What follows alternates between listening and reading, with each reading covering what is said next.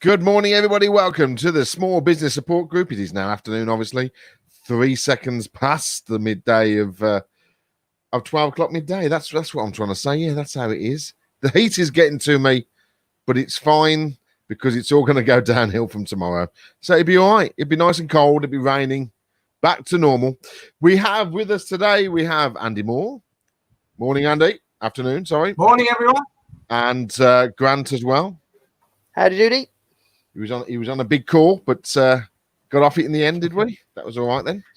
No Always problem. nice to see your happy, smiley face. It's show 73, everybody, which is fantastic. I'm just going to kick off with something which I want to talk about right at the top of the shop. Is a couple of people who have started a new business, and they were on Midlands today last night, and so I want to give them a bit of a plug.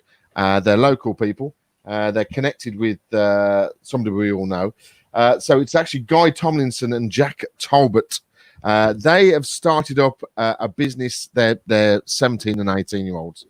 They've started up a brand new business making seats for kegs.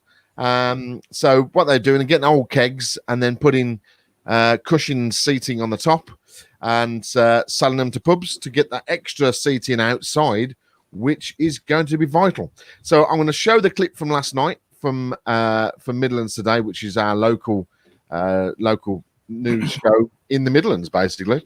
And it's a lovely piece because it's also connected with Seal Hill Brewery, who we all know very well. Now, we've had a lot of bad news recently about the state of the economy and predictions about huge job losses. But here's a positive story about two teenagers who set up their own business to give pubs extra seating for beer gardens. Our correspondent Peter Wilson went to find out more. Like all budding corporations, this business idea is starting out in a garage. Two young men, Jack Talbot, 17, and Guy Tomlinson, 18. They're both A-level business students who came up with a simple idea during lockdown. We just kind of came up with the idea of the fact that pubs will want to increase their capacity outside. And we were bored and wanted something to do rather than just sit down and play video games. So we thought, why not just get it started? So we came up with an idea that maybe we could use the excess kegs to make into seats so that pubs have extra capacity just in the summer in the gardens. Pubs own beer kegs. A local brewery has loaned the boys these. They're making the topper seats for the kegs at the family home in Eastcote near Solihull. There's an old phrase in business that a crisis is a danger, but also an opportunity. And who knows just how far this idea can go. It's a tight window because the pubs are going to open soon and this is when they'll want them. But we're going to try and get as many out as we can, make as much money as we can. We'll try to keep it going for as long as we can until we both go to uni next year. But is it all being funded by the bank of mum and dad? The mums and dads are not funding it. That's another thing we're very pleased about, that they, between them, have put up all the working capital. The seats cost just £15 and orders from pubs are coming in from as far away as Yorkshire. Peter Wilson, BBC Midlands Today, near Solihull. Can't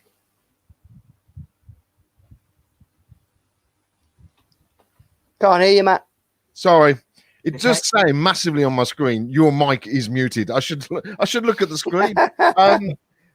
And that's a great story. That's a great story. What's going on at the moment? And it's. Do you know what's hilarious about that story? Yeah, go on. Guy was in my son's breastfeeding group. Yeah, well, it's the weird thing is Guy Tomlinson is obviously because you know Sally Tomlinson, of course you do. Yeah.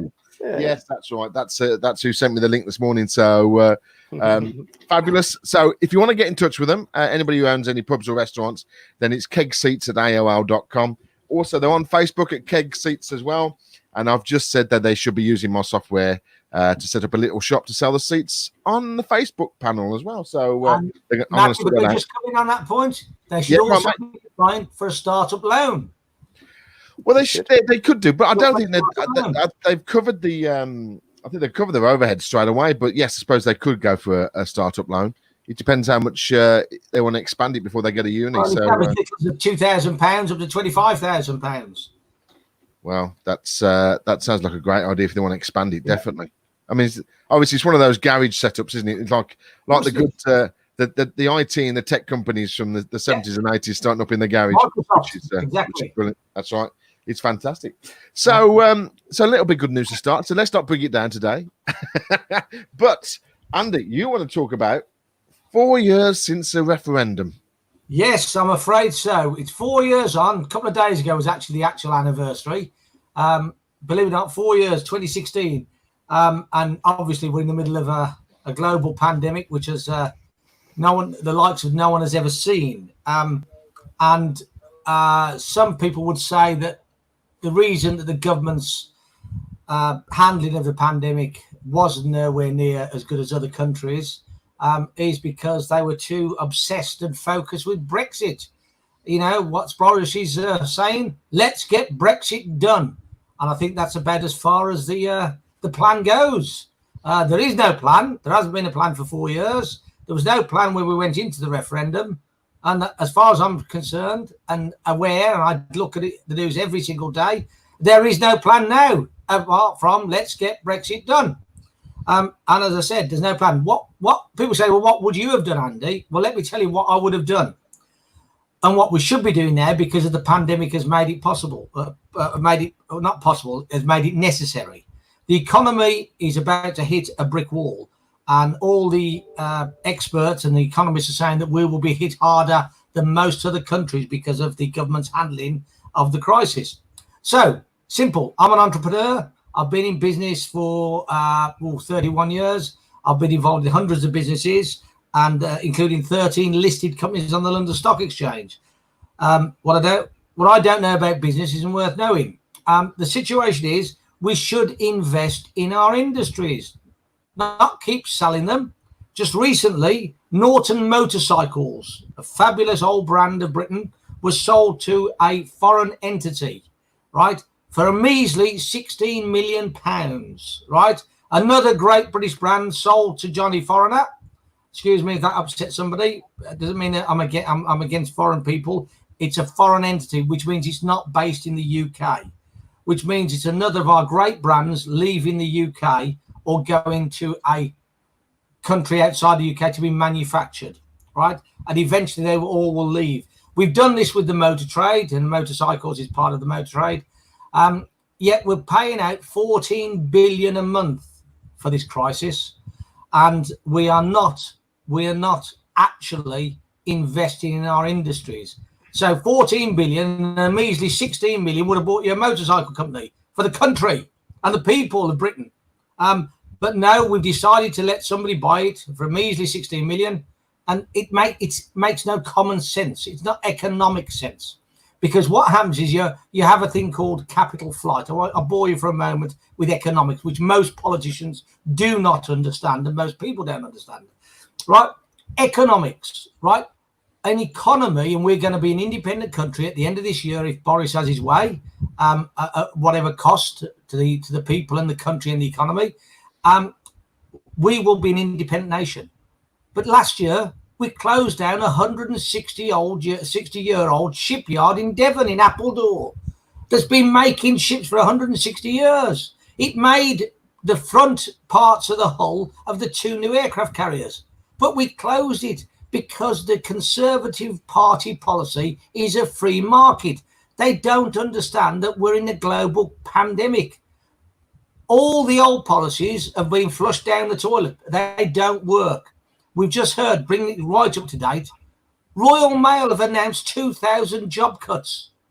It's a scandal, absolute scandal, when online deliveries at the highest they've ever been in history. Why are they doing it? Because it's a privatised company and they're after profits.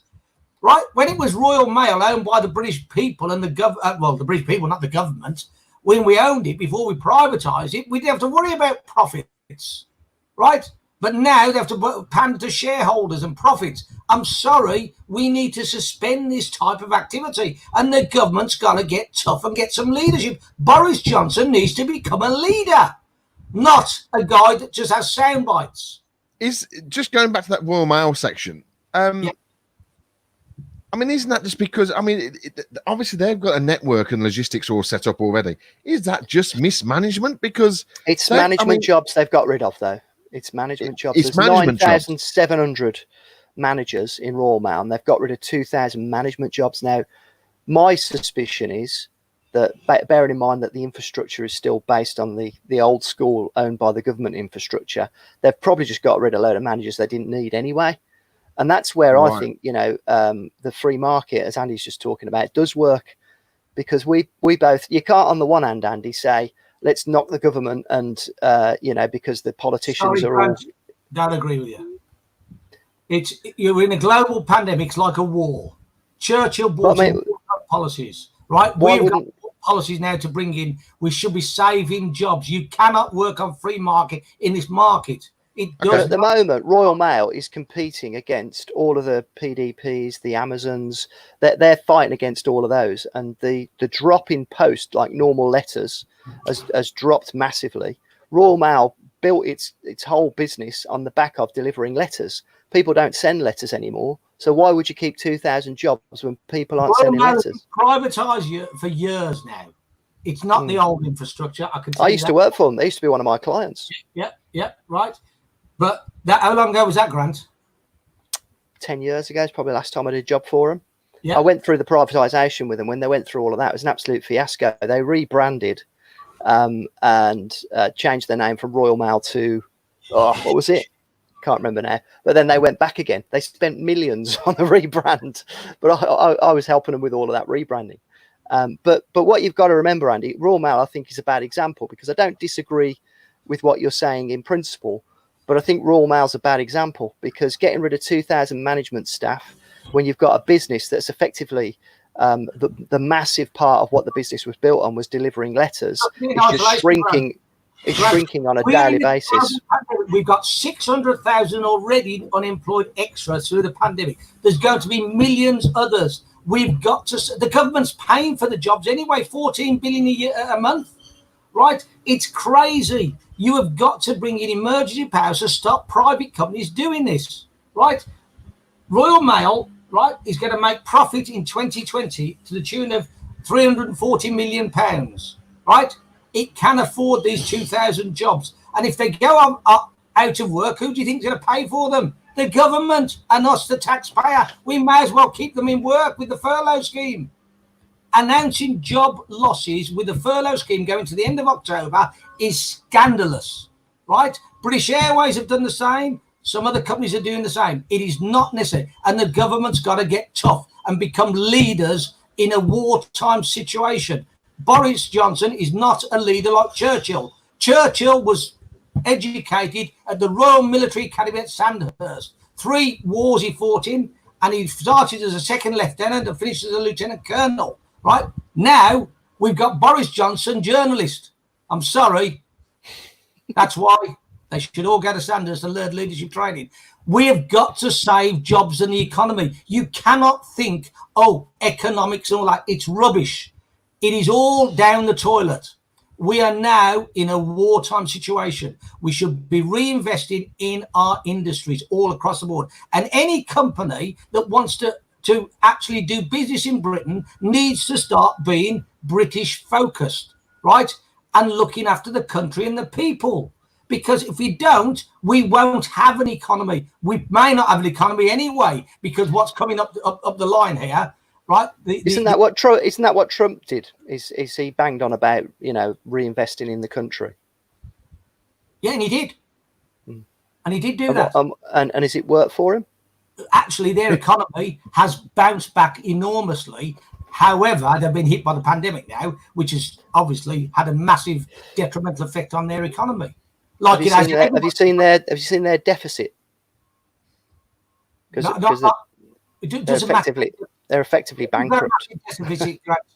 We've printed £750 billion.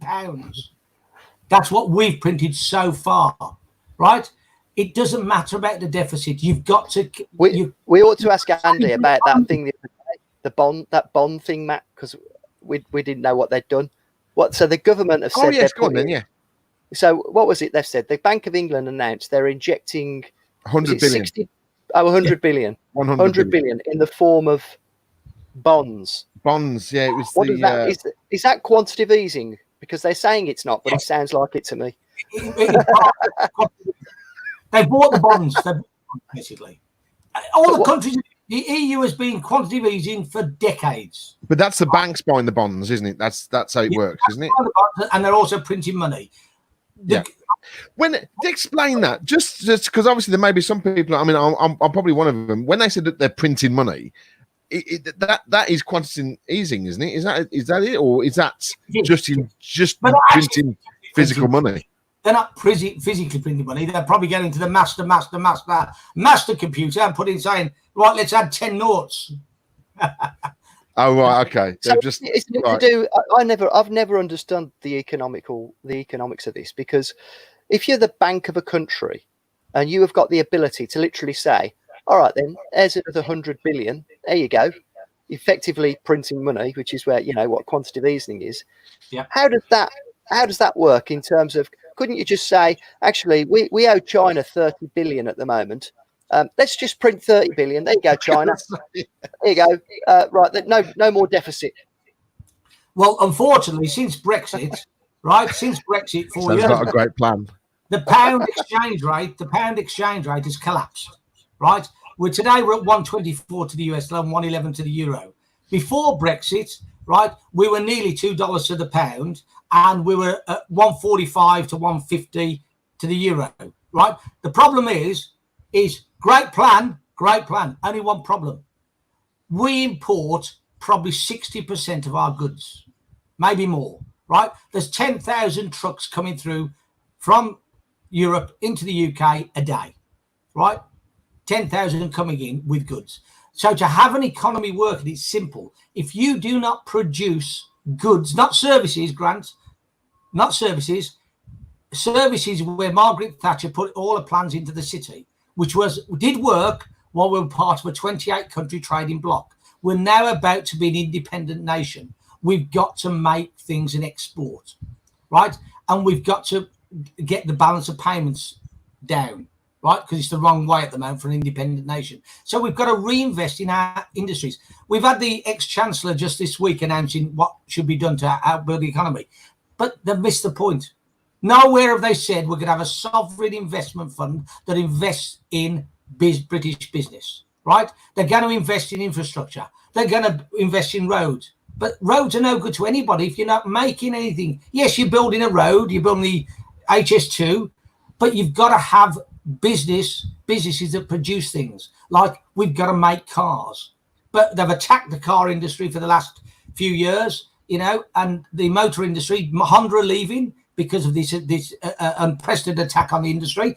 The motor industry is the largest industrial sector in the UK. It employs circa 3 million jobs, directly or indirectly, right? If you attack it, you're going to destroy the economy. And every motor manufacturer in the UK is foreign owned. We just sold the famous Morgan Motor Company last year to an Italian venture capital company.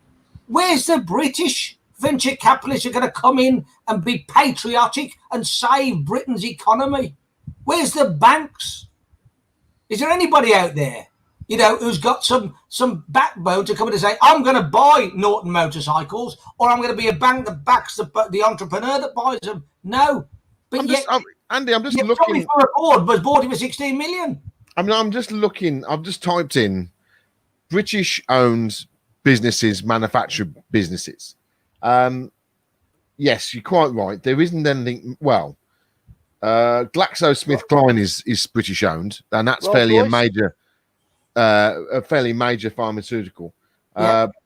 There's the Brompton bicycle. Yes, Pims. Diageo is British. That's a British-owned company. I think there's a lot of aerospace and motorsport stuff that's British-owned. So a lot of aerospace. There is motorsport. I mean, the only true British motor manufacturer is Aston Martin. Yeah, there isn't McLaren. Now you see, I didn't know. I didn't know Durex was a British company. Yeah, never knew that. That's interesting. Yeah, there's nothing major building wise, is there? That we own manufacturing wise. We had I was an apprentice at GKN. GChem was a massive multinational, international engineering group. It's whittled down to very small now. What about Lucas? Is that still? No. Well, as BAE Systems, which BAE. is the biggest manufacturing employer in Britain. Yeah, correct. 34,000 employees that has. Yeah. And you've got Rolls-Royce, of course. You've got the big ones like British Aerospace, Rolls-Royce. You've got Babcock. But, you know, let's give you an example. I was watching a documentary just this week about shipping, right? The British politicians allowed a free market to enter Great Britain, and our merchant shipping fleet whittled down from a third of the world to about a few percent. I don't know the exact figure, right? It's minuscule compared to what it was. And we hardly manufacture any ships anymore. And here's another one for you. The country that invented the tank doesn't make a tank anymore, right? What's it make? It doesn't make tanks. We buy them in. Oh, okay, right. Sorry. I've got an idea. Let's get on to Guy Tomlinson and his mate. Hang on, go on. Let me finish. The country let me finish. The nuclear power station has got the French and the Chinese building its next big one. What has gone wrong? I think it's just a shift. It's always a shift. I always say it's always a shift. Our politicians are not good enough. They've never run anything. A lot of them are career politicians, and they certainly haven't had any leadership and decision-making training unless they've been to Sandhurst, or they've had some other leadership training like I did in the West Midlands Police, which was fantastic, and Ford Motor Company. Okay, right, stop there, Andy. Just be careful, because you've been on 3 times. You've mentioned you were the police 3 times now. So always remember what you've said. Always remember what you've said, because people watch every day. So let's begin. Sorry, Grant, did you want to make a point, or other than eating a nut? Share, come on, share them out. I've just had my lunch delivered, you see, so it's it's tempting. It's just that sat there teasing me. No, I mean, you know, Andy's obviously very passionate about all of this, and you know, one of the main reasons I don't get involved in politics is because of Andy. Because, you know, how can you compete with that? You know, you've got to do what you do. We're small business owners, aren't we? And, you know, my kind of patriotic sort of what would you call it, ethos is not that strong. You know, I'm a globalist. You know, I'm a believer in one big happy family and free trade and you know, growth and all that. I mean, I do business all over the world. You know, I'm proud to be English, kind of, but I'm not really that bothered. I want the world to succeed, not necessarily just UK. And you know, and I realise that is a massively long-term view, but it's the reason I can't get too passionate about this sort of stuff, because my belief is that your economy in your country. Well, like I say, I'm more of a globalist. I want. It affects you, me, every single person. I know it does, but the reason I don't get involved in these debates is because fundamentally I am not in agreement with the way the whole system works. So, and you and I have had this conversation many times, Andy. You know, where you know, politics and the way the whole thing works is, in my belief, fundamentally flawed. Correct. You know, in fact, and people will hate me for this. If we could find a way to make a dictatorship work, I think it would be better. The trouble is that most dictators turn into evil, power-hungry arseholes. Am I allowed to swear? Well, they do, you know, as proven. And human nature is such that doesn't work either. But having a leader, if you could have a leader that was accountable, that had a longer-term view. My feeling is with politicians, the reason they are so useless, and I agree with you, they are, is because they get 4 years to try and make a difference, and their main agenda is actually to get the next 4 years in power. They can't take a long-term view, and then the opposition's main agenda, and most journalists as well who drive me nuts, is just to say the wrong thing and trip up so they can jump all over it so that they can get into power and make just as equally bad job of it. The woman, the person who is really annoying me on the press at the moment is it Cousenberg on the BBC, the woman who's been doing the political Cousenberger, something like that. I mean, I thought she was. I mean, she is a very intelligent woman. But since the pandemic started, there is a real evil side to her and to a lot of other of the journalists that are coming out, because it was. I mean, Grant is specifically right on this, that they are trying to trip up and get a soundbite out of someone. Yeah. It's just ridiculous. And they are so rude. Yes. I mean, common courtesy goes out the window. I mean, I just don't understand why that is acceptable. To be Do you know why? I'll tell exactly why. I'll tell you exactly why this has gone down this route. Because of the way, and it's their own fault over there, it's the way the journalists are speaking to Trump. Because Trump has been rude to them, so they're rude back. And that's sort of edged across the water to our side. And now our reporters and journalists are being rude to our politicians. Now, I know they have to ask difficult questions because they have to put the politician on the spot. I fully understand that. But there's a courteous way of doing it, and they're not doing it. I totally agree. They're not doing it. And also, the questions are framed so that they want to get an answer that is their agenda. Yeah. As opposed, and politicians are therefore forced into a corner where they have to not answer the question properly, because if they did answer it properly, it would give the opposition ammunition to shoot them down. The press would be all over them. There'd be front page news, and they can't win. No. And this is why it's just so that I don't get involved in it. I don't get involved in debates in it because the whole system is fundamentally flawed. How could a politician possibly do a decent job in that scenario?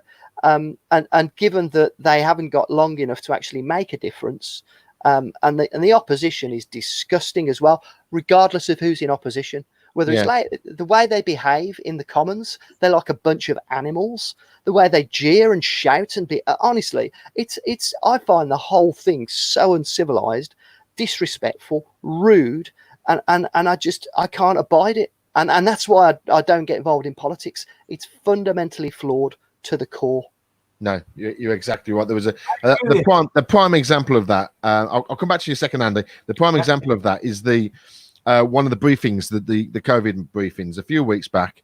I don't think it was Cousenberg who was doing it. It was somebody who was asking there. And Boris with the two professors, the doctor and the professor either side of him. And Boris was sort of saying, I don't want to bring the professors and the doctors into a political debate here because they're not here for that. They shouldn't speak for that question they asked. I can't remember what the question was. But then the follow-up question was to the professor and doctors. And they said, how do you feel not being able to speak and answer the question? If you feel like you can't speak, nod your head or shake your head. I mean, that is the most ridiculous statement to two people who are professional and a professor and a doctor who have got nothing to do with politics. Absolutely disgusting. I can't remember who it was, but I'm disgusted. Sorry, Andy, I interrupted you coming back in there. No. I mean, I get lots of messages about the media and there's a campaign to actually alienate the media. Do you know what I say to most people? I say, guys, let's not lose the plot here of what's going on. A minimum of 42,000 people, very sadly, have lost their lives. It could be as much as 66,000. We don't know the exact figure. I only believe the Office of National Statistics now about the excess deaths. And the excess deaths are 66,000 to date. Very soon we will surpass the 70,000 odd civilians who were killed by the Nazis in World War II in the whole of 6 years of World War II. Right? And that is a figure, whether you like it or not, you can argue all day long. That's the Office of National Statistics figures. Look them up yourself, knock yourself out on it. The problem is everybody is now saying, oh, the media this, the media this. Get real. Right? We may be fortunate that we haven't lost any loved ones or close friends, but I know people that have. Yeah. There are people who have died because of this pandemic and the fiasco that the government has handled. And no one in the government has said sorry. President Macron of France has publicly apologized to the nation.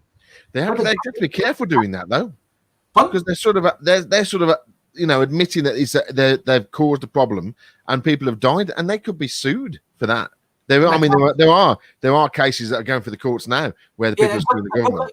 But what I'm trying to say to you, Boris Johnson talked about it. He never even apologised in a recent briefing when he should have apologised. The truth of the matter is, we have mishandled it because they took. What is he apologising for, Andy? What's he apologising for? Mishandling the PPE crisis, the fiasco. They're in a situation. They're in a situation where they've never been before. We've never had this before. Boris Johnson's decision to disband the pandemic task force that was built up in the government as a sub sort of cabinet or committee, right? That was disbanded when Boris took office. Did you know that? Obviously he didn't know COVID was coming, though, did he? No, but obviously.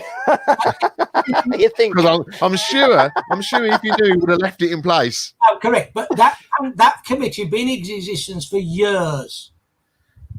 Okay. Right? Yeah. And the problem is, let me explain to you why. Because Boris Johnson has no experience of leading. He's a journalist. He's never run a business. He's not an entrepreneur. Right? And that's it. And like many of the politicians, and that's why I'm launching my petition to send all ministers to Royal Military Academy at Sandhurst for basic officer training, so they can learn about making decisions, learn about leadership by an organisation that's been going for 200 years and trains officers from 100 countries. I've got a better idea, and well, not a better idea, but I agree with what you're saying there. I think officer training, military training does teach you how to act under stress. It strengthens your mind. I think there's lots of stuff that the military do well. There's obviously some stuff that's not quite so good, but I think that's a really good idea. But wouldn't it be good if you had to be qualified, had to have a qualification in order to become a politician? Because at the moment, I can decide right now, I'm gonna be a politician. Let's do it. And I could put myself up, and if I get elected in by the people because I've spun it better than anybody else, or spent more money on marketing or whatever it is, then I get elected in.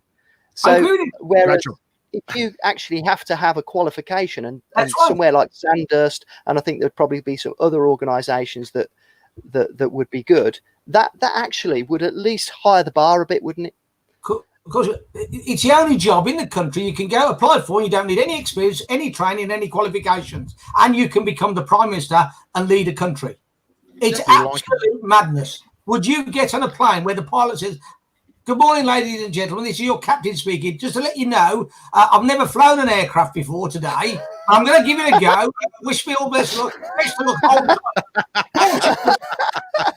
But we let a totally unqualified pilot the country.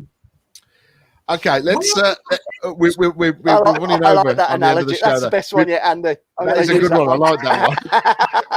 To be honest, yes, I would be leaving quite quickly.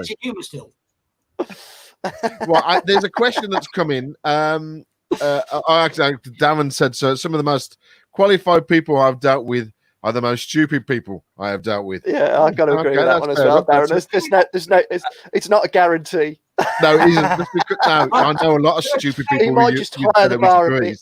Can I just also say there is still no substitute for experience. Experience. Very good. Let's tick that one off the box. You said that one, Grant. We've got a game now. Me and Grant have. We're just ticking off the quotes. The Andy quote. Remember, repetition builds reputation, Matt. That's the one. I've got my other little tick box is how many times he mentions Churchill in one session. Yes, yeah, that's true. Oh, he has. Yeah. Oh, he has. Twice, okay. so. I remember saying to here we go. I remember saying to a really clever friend, "You are the cleverest person I know, but also the thickest." Yeah. And do you know what? And we agree with you. We agree. Yeah, there's loads of stupid geniuses, and sometimes, it's like Trump. I see Trump as he's a stupid genius.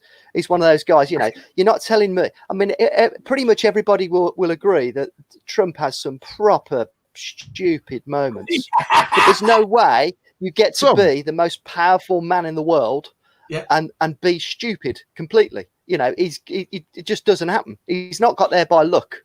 You know, we can guarantee that, but he's quite clearly absolutely clueless sometimes. Isn't it weird that whoever's obviously the people who vote for him and voted him in and support him rarely speak if they can for the loss of teeth, but anybody you see on television, you know, stars or journalists or anything, everybody hates him.